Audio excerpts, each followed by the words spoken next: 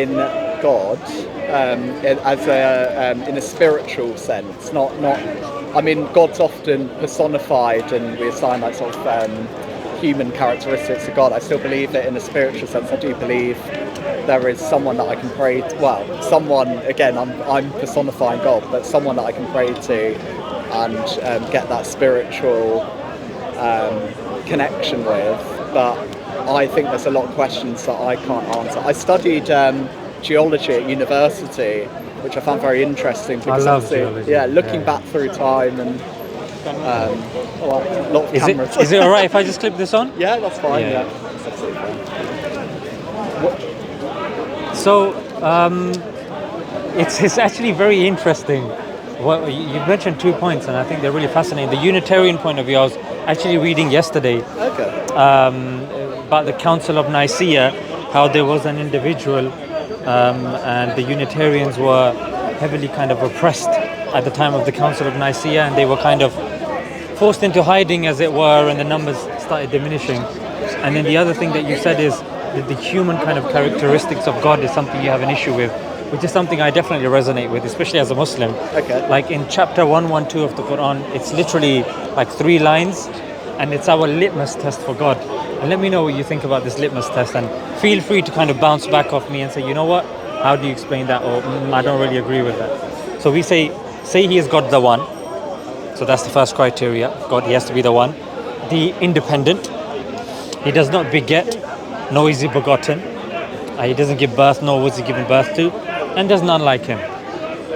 So that's our 4-pronged criteria of God. What do you think about that? I'll have to think into each one. So start with the first one. Yeah. What was that one? The one. He's one. The one. That is something I can get behind, because Unitarianism is actually about seeing God as one entity. So Catholicism is about the Father, Son, Holy Spirit. Yes. Unitarianism is very much simplifying that and actually saying God is one. So that's something I can get behind. Yeah. Okay. Yeah. God being independent, like he doesn't need to do anything. He doesn't need a child, doesn't need a father or a mother, or doesn't need to do something. So independent, like I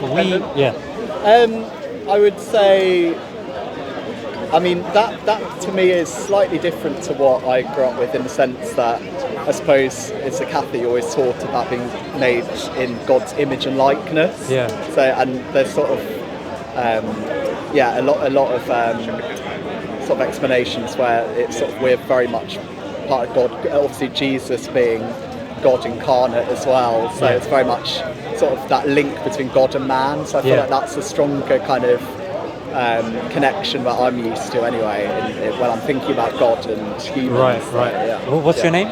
James. My name is Zishan. Yeah. Nice to meet you. So nice to meet you too. So James, let's put what you're used to and culture. Let's just put that on ice for a sec, and let's just logically go through and tell me what makes sense to you, what doesn't make sense to you.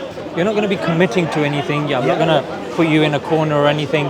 Just tell me what you're comfortable with. Tell me what you're not comfortable with. So just logically, we know we've both agreed that he's the one. Independent, does that make sense to you? God needing to be independent? Yes, it logically. It does. Yeah, logically. Yeah. And then following on from that, not needing to beget something or begotten himself, which plays onto the independence. Yes, I suppose on that same train of thought. Yeah. And God not being like something else. For example, me creating the VCR doesn't mean... Sorry, I'm still on... So I'm from that era of DVD. DVD. Oh, come on. Netflix. Is it on DVD yet? So I'm thinking now, nowadays everything's here on Netflix, isn't it? So if I, for example, programmed the receiver, as it were, of these satellite programs or whatnot, I don't need to become like it, or it doesn't need to be reflective of that. That's why we have, and there is none like him. What do you think about that? I mean, as I started with, I do think I'm happy with not having a completely nailed down perception of what God is. So I do think that's something that I could be, open to believing, but it's not something that I would definitively sort of say, But it makes logical sense, though. Yeah. Because if we're saying that this is somebody that is transcendent, this is somebody that's all powerful, all loving, all hearing, then surely it's like, it's an analogy that I've used. Maybe you can tell me how good it is or not. I use the example of two cars talking. So one car says to the other, the one who's created us, like Henry Ford, whoever makes these cars. Yeah. They've got arms. What arms? Well, you mean doors? No, they're made out of flesh. Flesh? You mean metal? No, they eat burgers and stuff. You mean petrol? Like, it's inconceivable for a car or something like with similar analogy. So that's why, like, for God, especially that if God is somebody that we rely upon, God has no beginning, has no end, and we need him for our morals. So that's our kind of criteria of a God. And then we believe, and tell me if this is something that maybe you're unfamiliar with. Did you know that as Muslims, it's part of our aqidah or our belief to also believe in the previous prophets before the Prophet Muhammad? And of those prophets are Jesus, Moses, and the likes. Did you know that as Muslims? Yes, I did, yeah. And how Jesus is actually mentioned more so in the Quran, by name that is, than the Prophet Muhammad. I think with Jesus, I'm fascinated by Jesus. I think, as I said, with the thing that attracted me to Unitarianism is it was very much distilling down the simple teachings of Jesus. And for me, that is the most important thing, sort of like love thy neighbour, treat people how you want to be treated. He also actually had quite a lot of disdain for strict laws that were in Judaism, for example, that he actually thought weren't important or were outdated. For example, I think there was some sort of law about eating on a particular feast day, and he actually, I think they were tired, and I could have this wrong, but he sort of turned around and said, actually no, we can eat. I think for me it's that simplified teaching that I really hold on to, and I'm going to bring up a topic that we almost certainly won't agree on. Part of the reason why I turned away from Catholicism was because I'm gay. I'm in a loving relationship, I'm in a monogamous relationship. It's a relationship that I value very highly. I think it's very, I respect my partner, my partner respects me. I went to actually school in my Catholic school with a Muslim guy, and he actually messaged me before and actually said I am gay, and he was really struggling with that, and he said, I will be rejected by my parents. I will be, lose all my community, and it really upset me because I have been fortunate that I have been accepted by the community I'm in terms of Unitarianism. My family have come to accept who I am, and that is something that I do really struggle with Islam, because not that culturally I'd be so drawn to Islam. I know there's plenty of British people that are, and not being disrespectful of that. No. But it's something that I do have an issue with, because I know within myself that me being attracted to a man isn't morally wrong, I don't think.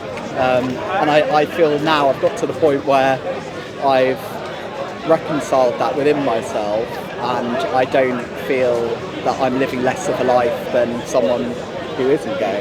Interesting. Yeah. Yeah. So you touched on two very kind of important topics. I think the first one was you really like the simplicity of the belief of Unitarianism. And it's ironic because this is something that even as a Muslim, we kind of, when we speak to other people, we say that if something truly comes from God, then inherently this is something that should be clear. That it should be something, if we're, for example, saying that, look, belief in God will determine your fate in the hereafter. You have heaven, you have hell. It's literally as, close to binary as that. So now the question would be that surely then if this is a belief that's for all of mankind, it should be reflective in it. That I should be able to explain it to a 6-year-old, to a 10-year-old, to a plumber, to somebody with, a homeless guy with, very little education. Yeah. It has to be accessible to everybody. Yes. And I would argue Islam ticks that box as well.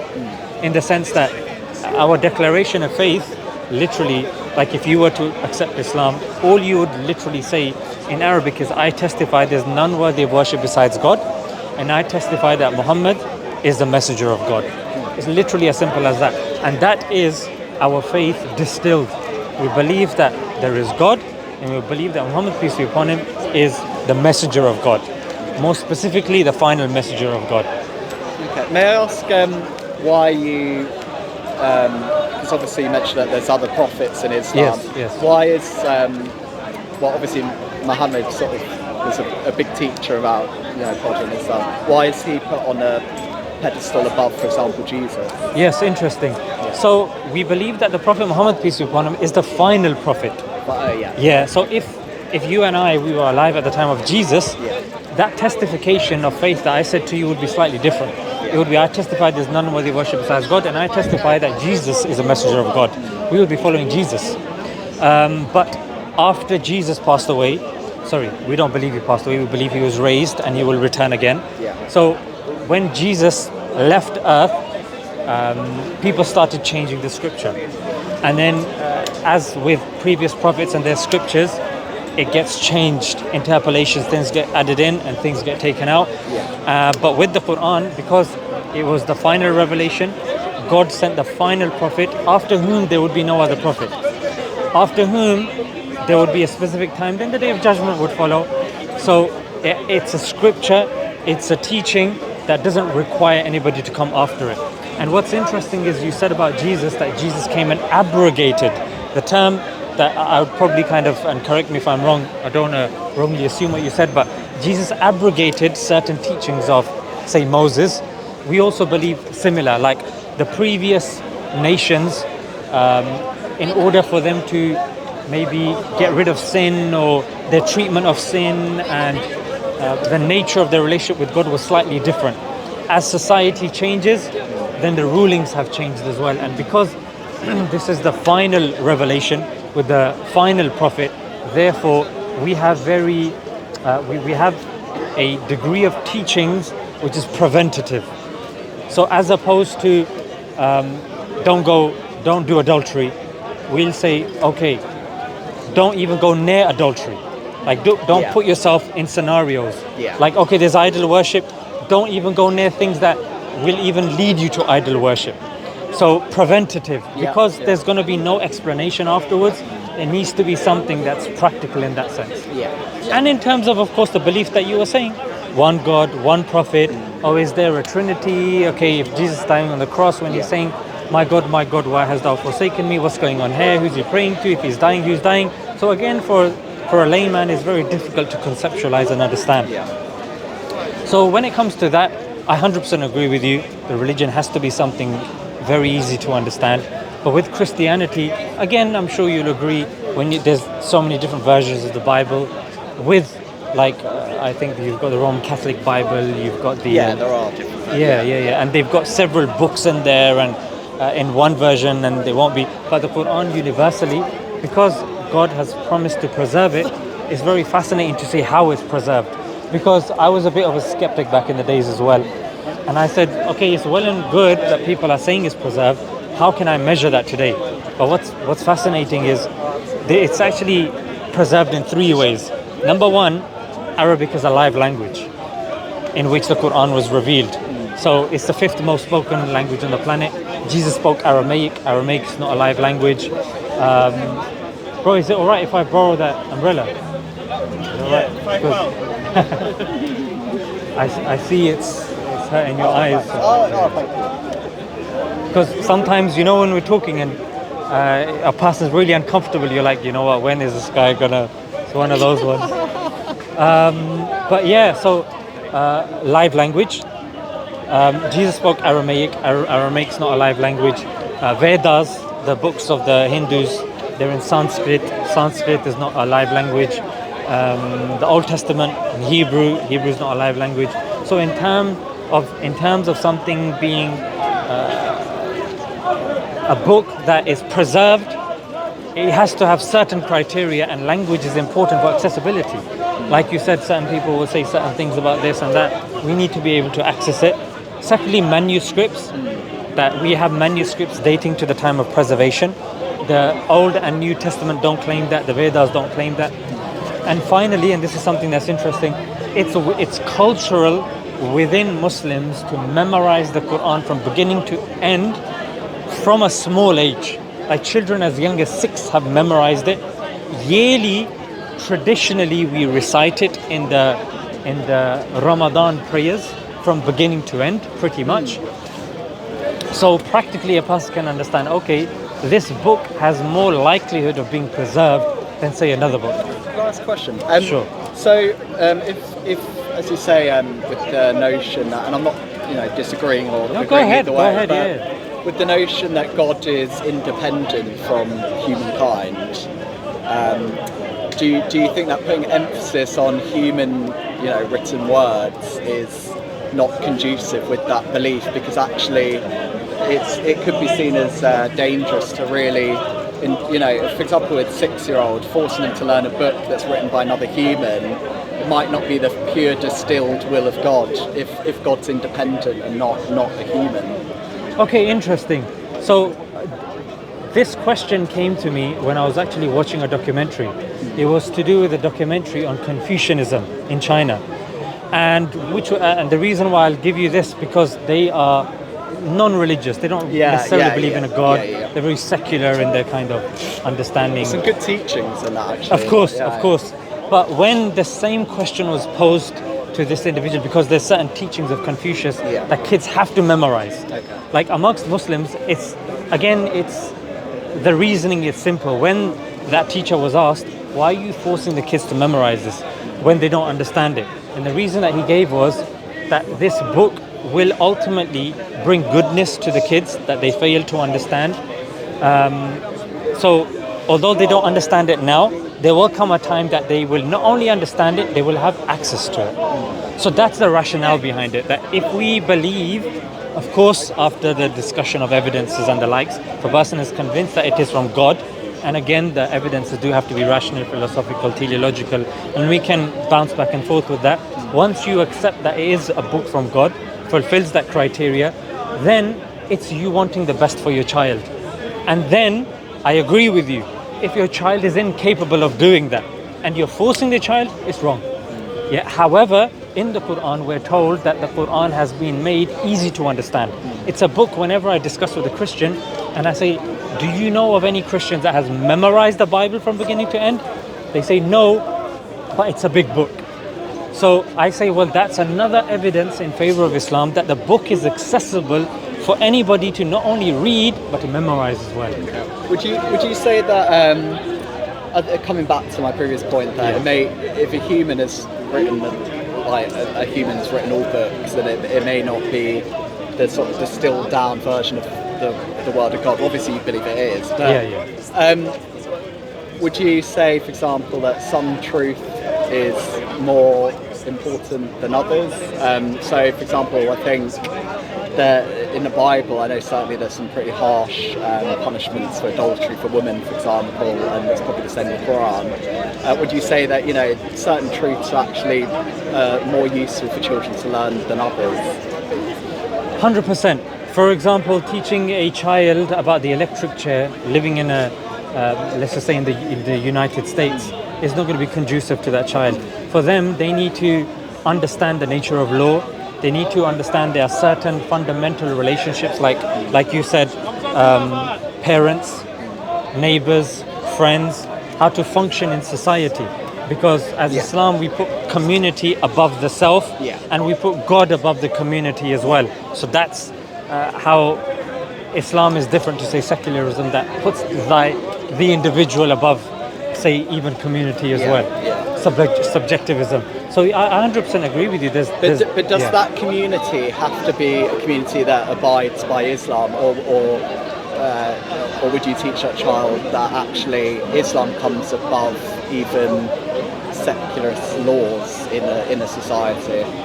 Look, the thing is, human being is a human being, and there's actually a book written by one of the muftis, who's like a senior scholar of Egypt, regarding non-Muslims in Muslim lands. And if you read that, you would have a very different understanding on what Sharia actually is, because the word Sharia has actually been weaponized. But me even speaking to you right now is Sharia. Me reading the Quran is Sharia. Me watering my peace lily at home because it removes 5 chemicals from my room is Sharia. These are all within Sharia. So I guess just to answer your point, which is non-Muslims, Muslims, whoever they are within the community. For example, my neighbor, whether he's Muslim or non-Muslim, if I am eating and he's not eating, it's my responsibility to feed thy neighbor. If whether it's someone's a homosexual or someone's not a homosexual, that doesn't mean I can't have a good conversation with them. And frankly, and this was what we were going to come to as well, but because you said 2-3 points and we were on the second one, I hadn't forgotten that. But so what if your child is a homosexual, that doesn't mean you abandon that child. If you believe as a Muslim homosexuality is wrong, that's more of a reason for you to keep regular contact with the child. Do you see? Obviously I disagree with that sentiment, but I agree with the notion that you don't. I can see what you're saying. Also, could it be seen as disrespectful or culturally insensitive for a Muslim to insist that their beliefs are superior to the cultural beliefs of a particular society, especially when someone from that society, say from the UK, went to Saudi Arabia and insisted they were culturally superior in that society? Yeah, it actually reminds me, you know, when it came to the Qatar World Cup, you had people that were insisting upon wearing the LGBTQT band, and they were saying, look, this is our country, these are our beliefs, can you respect it? And no, we have to enforce this morality upon you. And there was that whole morality kind of discussion. So I mean, if I'm living in the UK, I was born and bred in the UK, I have a certain belief, and I believe on the ranking of truth. I believe, just like, for example, if we're dealing with, is there a God or is there no God? So truth to me would be, after looking and analyzing the evidences, there is a God. So for me, that's a truth statement now. So if somebody says, no, there is no God, I say, okay, why do you say that? For them to say, look, no, both can be right, I say respectfully, I would disagree. You can't say there is God and there is no God. However, if the law of the land says that this is what's said, because I was a teacher for quite a while, and Ofsted would have certain stipulations. Regardless of the fact that we were a faith school, LGBT had to be something that was there as literature, had to be something that was taught. That's the law of the land. That's what you do. Although certain Orthodox Jewish schools, they would get a good or concerning or whatever it is, they say, no, we're not going to tell you that it's okay or whatnot. With certain faith schools, this is the kind of thing that they're having. But the point is that if it's a law of the land, it's the law of the land. We don't start taking the law into our own hands and start doing X or Y. But if a community disagrees with it, I'm sure you'd agree, they have a right to kind of say, look, we disagree with this. We don't think that this is free speech. This is ethical. This is if we're discussing morality, where you getting your morality from, I'll tell you where we're getting our morality from. Let's discuss and see which is. That's perfectly. So in that sense, but unfortunately and sadly, some people, they don't see it like that. Like, I'm sure you know, there's this whole right-wing and left-wing debate going on now. The Conservative Party are tightening the screws when it comes to the LGBT. Before, when it came to, when I say the LGBT in the sense of sports participation of transition, that's a difficult subject. It is, but what I'm saying is that before, participation was kind of left open. Now there's government intervention into it, and they've kind of drawn the line in the sand, saying we're opting for this side. People are saying we're opting for this side. Gender segregatory toilets was a bit like, okay, this as a corporation, we're going to opt for this. So there wasn't clarity in terms of what the government, Putin's government has drawn the line in the sand, saying we're Orthodox Christians.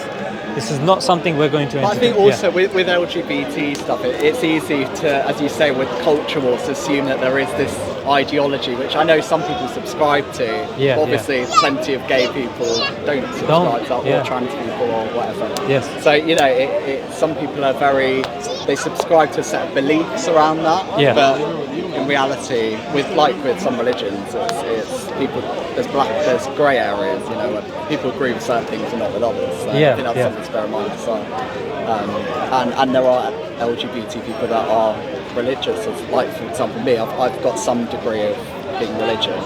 So yeah, it's really interesting. I need to go to my sister's 21st birthday. Oh, really nice to meet you, James. Yeah. Nice to meet you. That was a nice conversation. Yeah, really, really nice. So take care, James. And I'm just going to take that microphone. Yeah, thank you. Yeah, if you're here and you want to talk next time, I'll be here as well. Cheers. Yeah. Yeah. Take Bye. care. Bye.